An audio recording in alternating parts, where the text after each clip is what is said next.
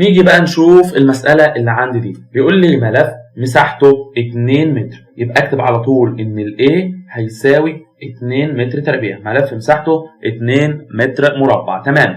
وضع في مجال مغناطيسي كثافة فيضه 0.05 ويبر لكل متر تربيع، يبقى ال B هيساوي 0.05 ويبر لكل متر تربيع اللي هي بتكافئ التسلا. يبقى انا كان عندي ملف ليه مساحه اللي هي ب 2 متر مربع، ووضع في مجال مغناطيسي كثافه فيضه 0.05 ويبر لكل متر تربيع. تمام.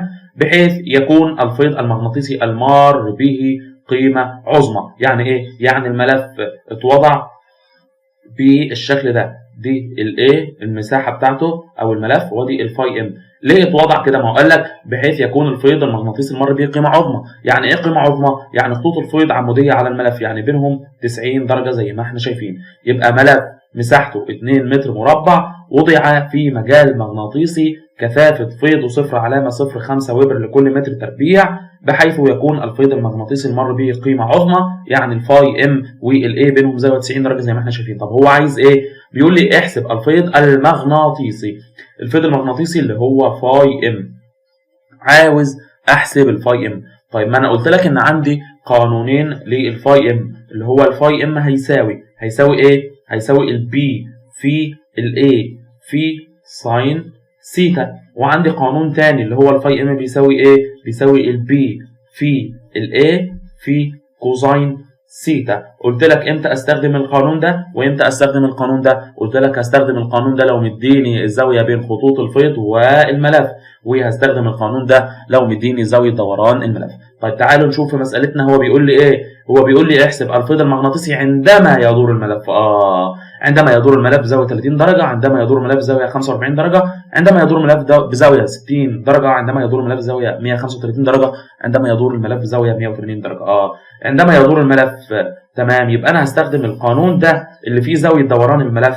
يبقى اول حاجه اقول فاي ام هيساوي بقى البي اللي هي 0.05 في الاي اللي هي ب2 في كوزاين. كوزاين ايه بقى؟ كوزاين 30 درجه، كوزاين 45 درجه، كوزاين 60 درجه، كوزاين 135 درجه، كوزاين 180 درجه. ليه؟ لانه اداني الزاويه اللي بيدور بيها الملف، بستخدم القانون ده وادي الزوايا اللي عندي. طيب هل ممكن احول الساين دي الكوزاين دي لساين؟ يعني هل ممكن بقى انا اثبت نفسي على قانون واحد وهو قانون الساين؟ بسيطه. انا قلت لك في الوضع الاول، انا مش عايزك تحفظ، في الوضع الاول كان كده اللي هو الايه فاي ام. بعد كده جه وقال لك ايه؟ جه قال لك ان الملف مثلا دار بزاويه 30 درجه، الملف ده كان هنا، بعد كده بقى هنا اللي هو ايه؟ دار بزاويه 30 درجه ايه داش. انا قلت لك هتستخدم بي في الايه لو في زاويه الدوران. لو هستخدم زاويه الدوران يبقى هستخدم كوزاين زاويه الدوران هنا الايه بقى ايه داش اللي هي 30 درجه. تمام. لو هستخدم بقى زاويه بين الملف وخطوط الفيض اللي هي دي اللي هي كام؟ 60 درجه، يبقى اقول بي في الايه في ساين 60 درجه. تاني عندي الملف اهو كان في الاول كده اللي هو لما قال لك خطوط الفيض قيمه عظمى، ادي الملف وخطوط الفيض. تمام. لو الملف مثلا دار بزاويه 45 درجه، اهو الملف كان هنا بقى ايه داش دار بزاويه 45 درجه. لو هستخدم الزاويه اللي دار بيها دي اهي يبقى اقول بي في الاي في كوزين 45. اما لو هستخدم الزاويه بين الاي داش والفاي ام اللي هي الزاويه بين خطوط الفيض والملف اللي هي ده اللي هي برضه ب 45 درجه يبقى هستخدم ساين. يبقى تعالوا نشوفوا مع بعض الحالات اللي عندنا في المساله بتاعتنا. هنا كان مديني اهو المساحه ب 2 متر مربع، ومديني كثافه الفيض المغناطيسي ب 0.05 ويبر لكل متر تربيع اللي هي بتكافئ التسلا، وعايز الفاي ام.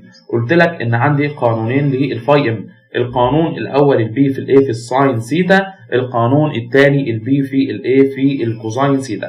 قلت لك امتى هستخدم القانون ده وامتى هستخدم القانون ده. تمام. قلت لك القانون ده بستخدمه لو انا هشوف الزاويه بين خطوط الفيض والملف، وهستخدم القانون ده لو انا هحط الزاويه اللي بيدور بيها الملف. تمام. طيب الحاله الاولى احسب الفيض المغناطيسي عندما يدور الملف.